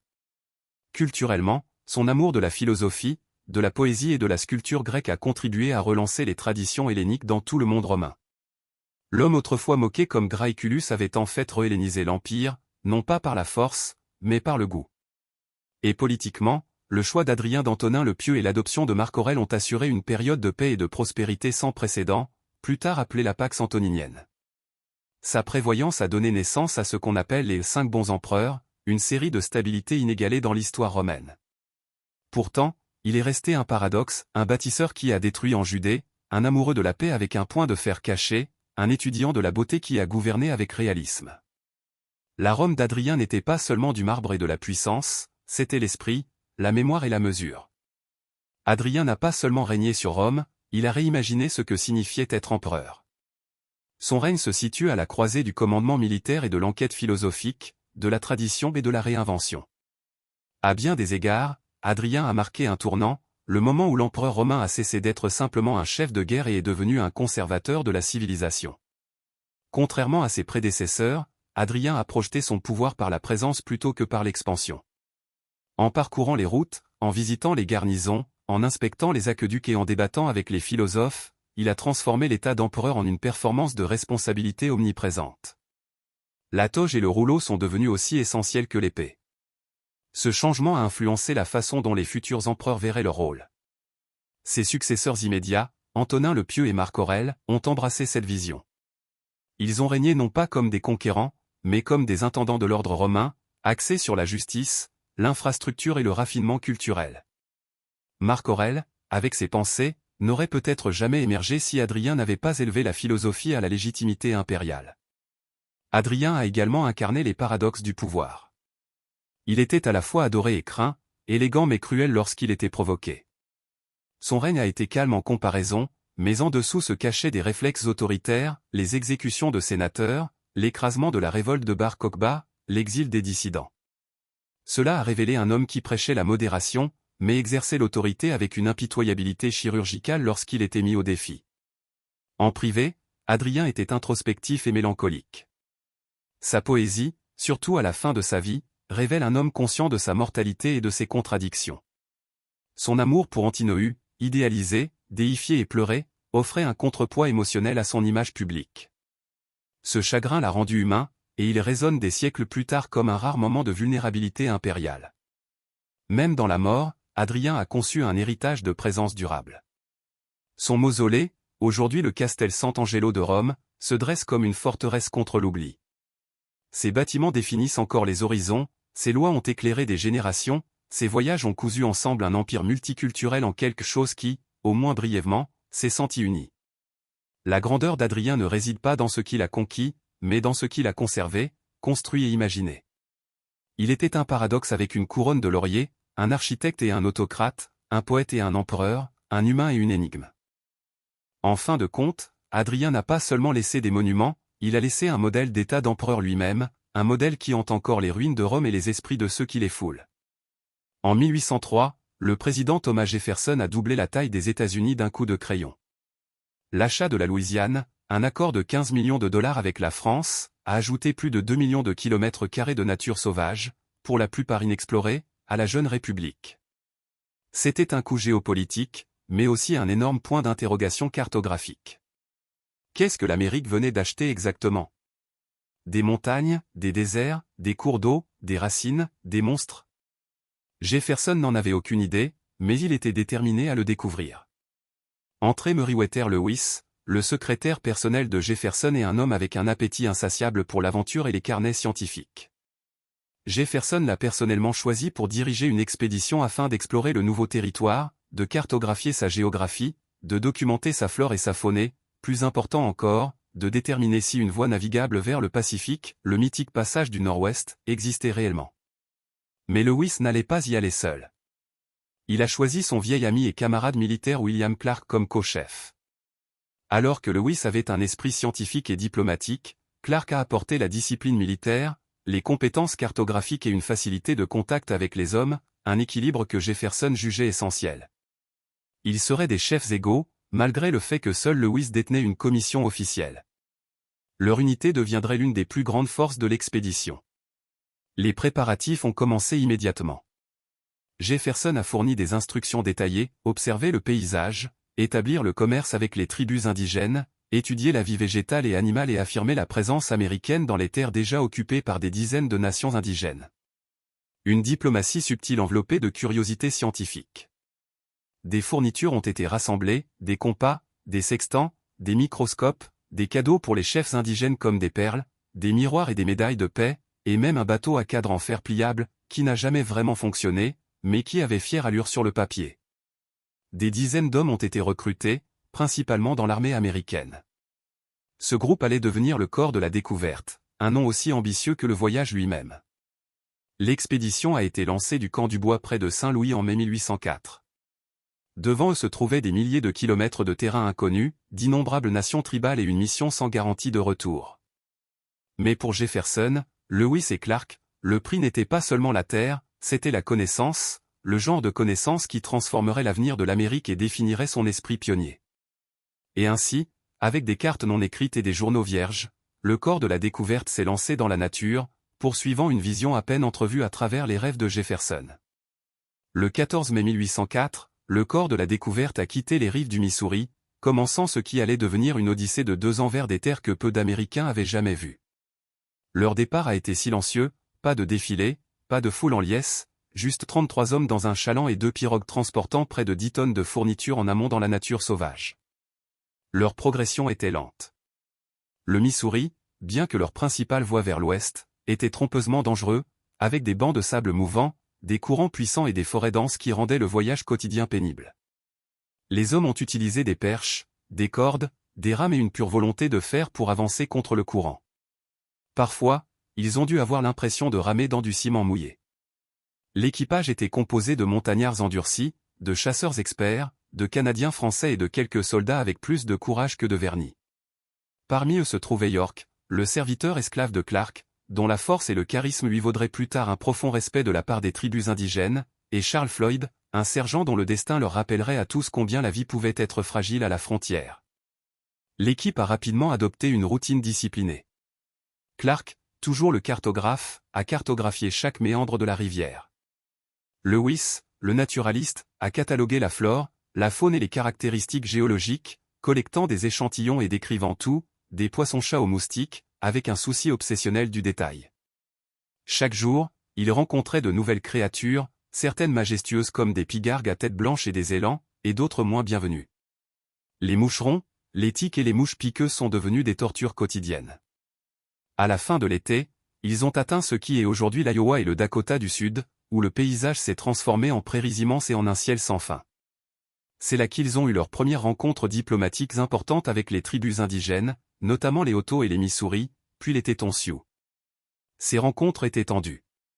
Lewis et Clark portaient des médailles de paix et des drapeaux, symboles de la bonne volonté américaine, mais aussi de la puissance. Le message était clair, une nouvelle nation était arrivée, et elle avait l'intention de se faire connaître. Pourtant, la méfiance bouillonnait sous les sourires. L'expédition était souvent en infériorité numérique et en infériorité d'armement. La diplomatie n'était pas facultative, c'était la survie. Les faux pas pouvaient entraîner une catastrophe. Pourtant, grâce à la force brute, à la coopération et à une tactique prudente, le corps a continué à remonter la rivière. Il n'avait même pas encore atteint l'hiver, mais le ton était donné. Ce voyage exigerait de l'endurance, de l'humilité et du cran, et le Missouri commençait tout juste à s'échauffer. Au moment où l'automne 1804 s'est insinué à travers les grandes plaines, le Missouri avait commencé à ralentir sous le poids du gel imminent. Le corps de la découverte avait parcouru plus de 1600 km depuis Saint-Louis, et il savait qu'il n'arriverait pas à l'allée rocheuse avant que la neige ne scelle le chemin vers l'ouest.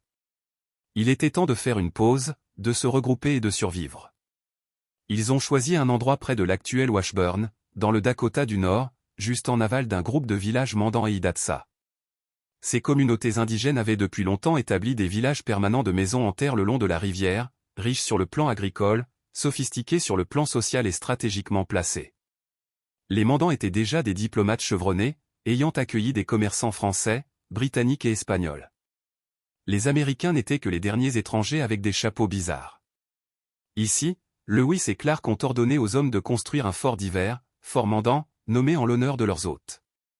Il s'est élevé de la prairie gelée comme une déclaration d'intention en bois. Ils étaient ici pour rester, au moins jusqu'au printemps. Construit en troncs de peuplier, le fort comportait de hauts murs, des blocos et des pièces exiguës pour plus de 30 hommes. Il était plus froid que confortable, mais il protégeait des vents hurlants, et ces vents étaient impitoyables. Les températures ont souvent chuté en dessous de 0 Fahrenheit, et les engelures étaient une menace quotidienne. Pourtant, la vie à l'intérieur de Fort Mandan était loin d'être oisive. Lewis et Clark enregistraient obsessivement des données, de tout, des relevés de température aux langues tribales, en passant par le nombre exact de grains de maïs dans un épi local. Surtout, c'est à Fort Mandan qu'ils ont rencontré Toussaint Charbonneau, un trappeur canadien-français, et sa jeune épouse Shoshone, Sacagawea.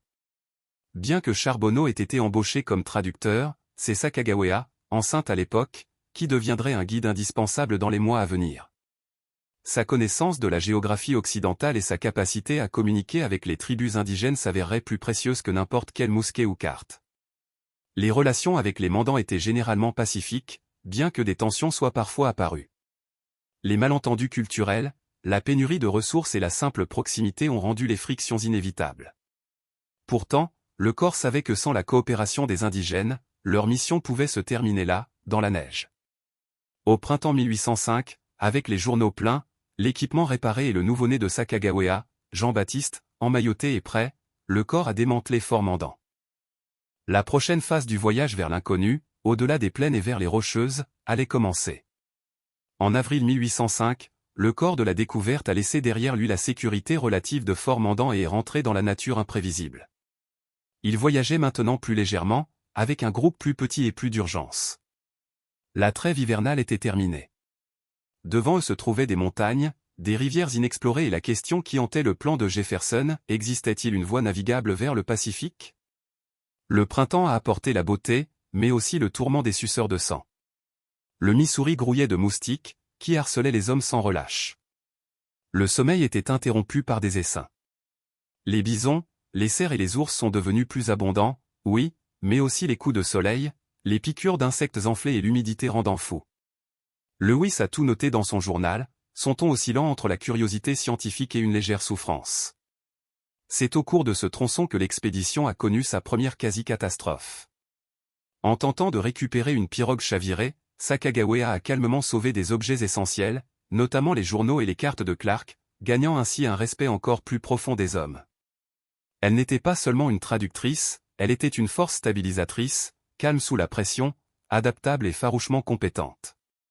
En juin, le corps a atteint les Great Falls du Missouri, non pas une, mais une série de 5 chutes d'eau s'étendant sur près de 30 km. C'était une merveille naturelle magnifique et un véritable cauchemar à partager.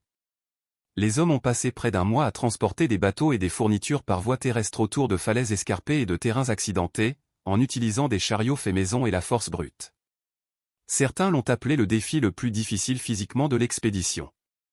Pourtant, les esprits se sont levés lorsque Lewis a aperçu les Rocheuses enneigées au loin. Ce moment, bien qu'inspirant, a également suscité la crainte.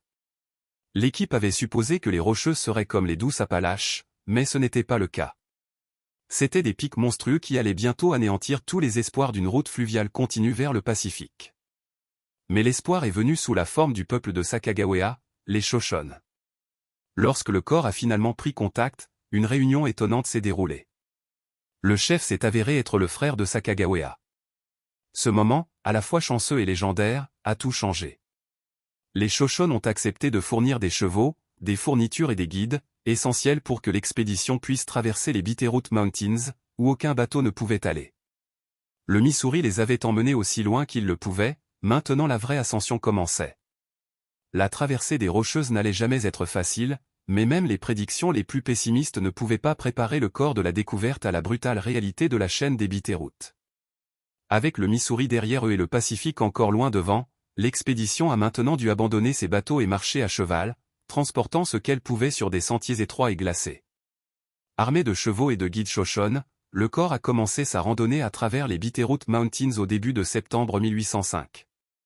Le terrain était impitoyable, des crêtes dentelées, des ravins escarpés et des forêts denses faisaient de chaque pas une bataille.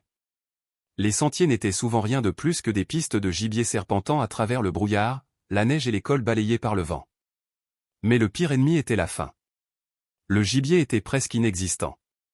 Les hommes ont eu recours à manger des bougies, de la soupe faite de graisse d'ours et même de viande de cheval. Les journaux de cette période deviennent hantés par la nourriture, réduite à de sombres catalogues de ce qui était comestible et de ce qui était simplement du désespoir. Les hommes se sont effondrés d'épuisement, leurs mocassins se sont désintégrés, et les engelures ont rampé dans les doigts et les orteils. L'une des sections les plus pénibles a été l'Holo Pass, où le groupe a pataugé dans des congères tout en rongeant des racines bouillies et des peaux déchiquetées.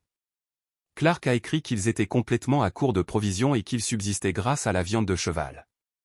C'était tout simplement le point physique le plus bas de tout le voyage. Et pourtant, d'une manière ou d'une autre, ils n'ont pas abandonné. Lorsqu'ils ont émergé des montagnes près de l'actuel Idaho, le corps a trébuché sur les terres de la tribu Nez Perce. Les Nez Perce auraient pu facilement les anéantir, mais à la place, ils ont soigné les hommes affamés, leur ont offert du poisson et des racines de kama, et les ont même aidés à construire des canoës pour continuer leur voyage vers l'ouest par la rivière. C'était un autre tournant miraculeux du sort, un autre rappel que l'hospitalité indigène, et pas seulement le cran américain, a rendu cette expédition possible. Tout en se reposant avec les Nez Perce, Lewis et Clark ont réfléchi à ce qui les attendait. Ils étaient battus, gelés et mal nourris, mais maintenant à portée de main du bassin du fleuve Columbia, ce qui signifiait une chose, le Pacifique était proche. Mais le pire n'était pas terminé. Les rivières étaient sauvages, le temps imprévisible et l'hiver étaient proches. Avec les Rocheuses derrière eux et l'hiver qui se rapprochait, le corps de la découverte a commencé à construire des pirogues à partir d'imposants pins ponderosa. Grâce à l'aide des Nez Perce, leur prochaine cible était le fleuve Columbia, la puissante voie navigable qui allait les transporter vers l'ouest en direction de l'océan Pacifique, la fin de leur longue et douloureuse marche. Mais s'ils pensaient que pagayer serait plus facile que de traverser les montagnes, ils allaient avoir une mauvaise surprise humide et violente. Le fleuve Columbia n'était pas une rivière paresseuse, il était rapide, rocheux et capricieux, et il a parfois semblé se battre contre leur existence même. Les canoës étaient lourds et souvent instables, surtout avec le poids total de l'équipement, des journaux, des spécimens et de l'épuisement humain. Des rapides perfides ont menacé de renverser les bateaux et de noyer de précieuses marchandises. Plus d'une fois, des hommes ont failli mourir. Seuls des réflexes rapides et une chance pure ont empêché l'expédition de tout perdre. En cours de route, ils ont rencontré plusieurs tribus parlant chinook et saaptin, dont les sociétés étaient riches en commerce, en particulier le saumon, un aliment de base qui nageait en abondance incroyable. Le corps s'est émerveillé des méthodes de pêche, des maisons en planches sculptées et des canoës détaillés. Ces tribus étaient avisées, expérimentées et méfiantes envers les nouveaux arrivants. La diplomatie est restée délicate. Certaines tribus ont accueilli les étrangers, d'autres les ont considérés comme des intrus indésirables empiétant de plus en plus sur leur monde. Plus ils voyageaient vers l'ouest, plus l'environnement se transformait. La pluie tombait avec une régularité impitoyable. Les forêts luxuriantes de ce qui est maintenant Washington et l'Oregon étaient magnifiques, mais froides, humides et tout à fait implacables. Les vêtements moisissaient, la poudre à canon devenait peu fiable. Les journaux de Lewis et Clark de cette période se lisent comme des journaux d'un purgatoire détrempé.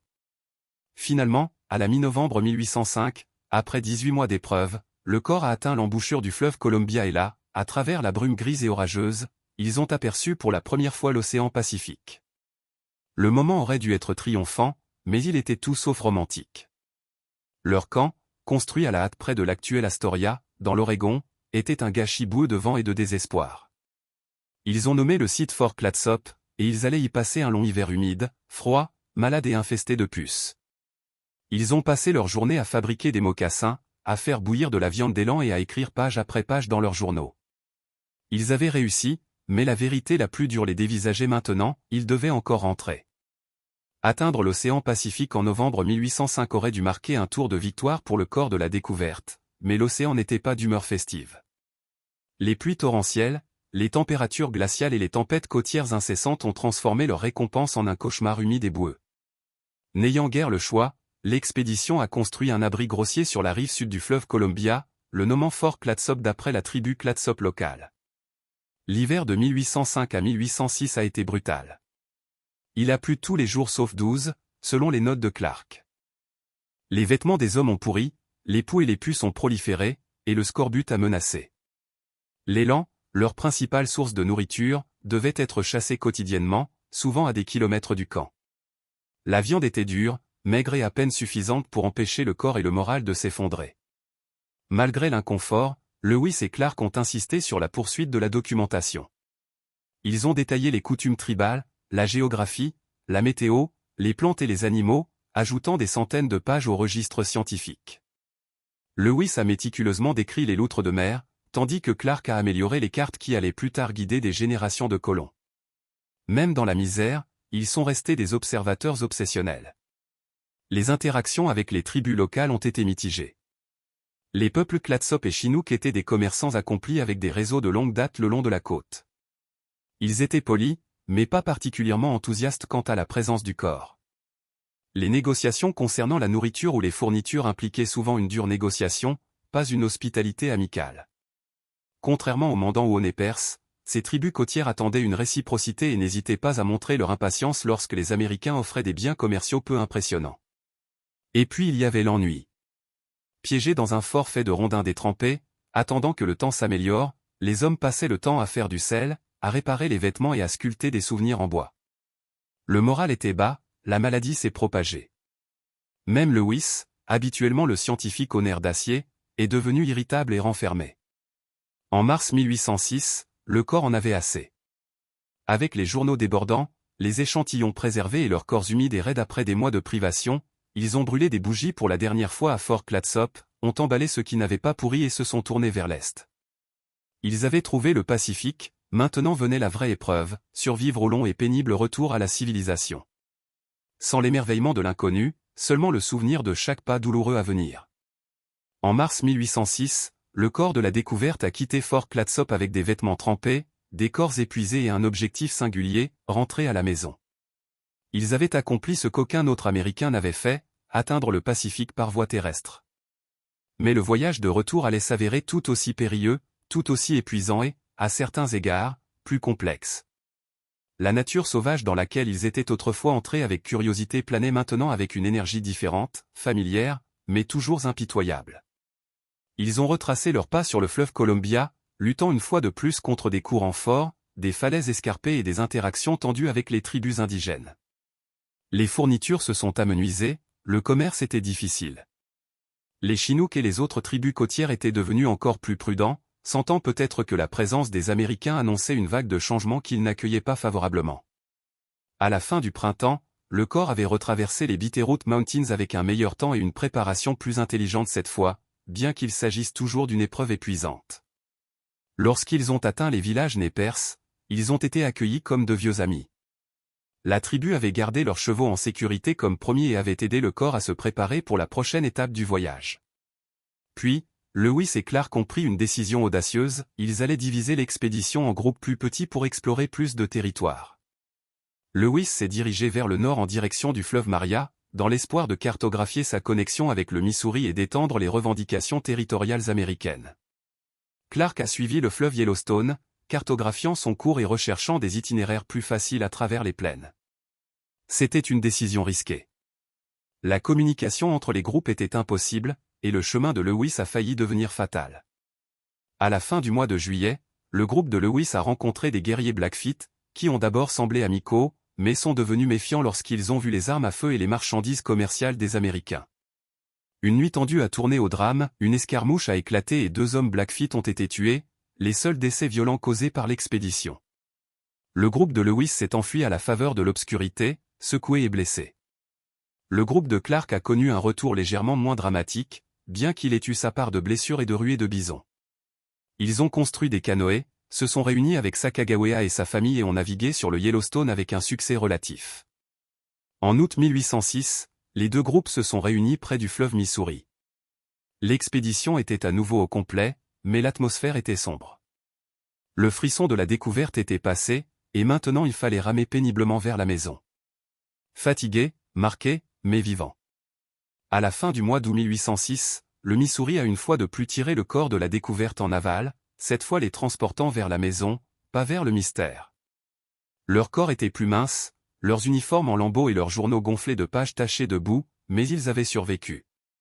Le 23 septembre 1806, l'expédition est finalement retournée à Saint-Louis, accueillie non pas par des fanfares, mais par une stupéfaction abasourdie. Beaucoup les avaient supposés morts. En un peu plus de 2 ans, Lewis et Clark ont parcouru plus de 13 000 kilomètres, traversé des montagnes, navigué sur des rivières rugissantes, pris contact avec plus de 50 tribus indigènes et enregistré des centaines de nouvelles espèces végétales et animales. Ils avaient cartographié de vastes portions du continent avec une précision étonnante et établi une ferme présence américaine dans des terres longtemps revendiquées par les nations indigènes, la Grande-Bretagne et l'Espagne. L'expédition a été saluée comme un triomphe. Les journaux ont célébré leur survie et leur découverte. Le président Jefferson, qui avait attendu anxieusement des nouvelles, était ravi. Pourtant, malgré leur statut héroïque, les destins de Lewis et Clark ont divergé fortement après leur retour.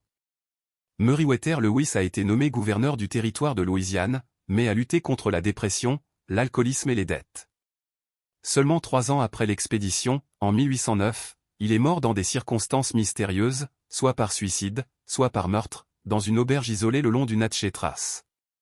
Sa perte a jeté une ombre sur la mission qu'il avait autrefois dirigée avec tant de précision et de détermination. William Clark, en revanche, a prospéré. Il est devenu gouverneur du territoire du Missouri, surintendant des affaires indiennes et est resté une voix influente dans l'expansion vers l'ouest pendant des décennies.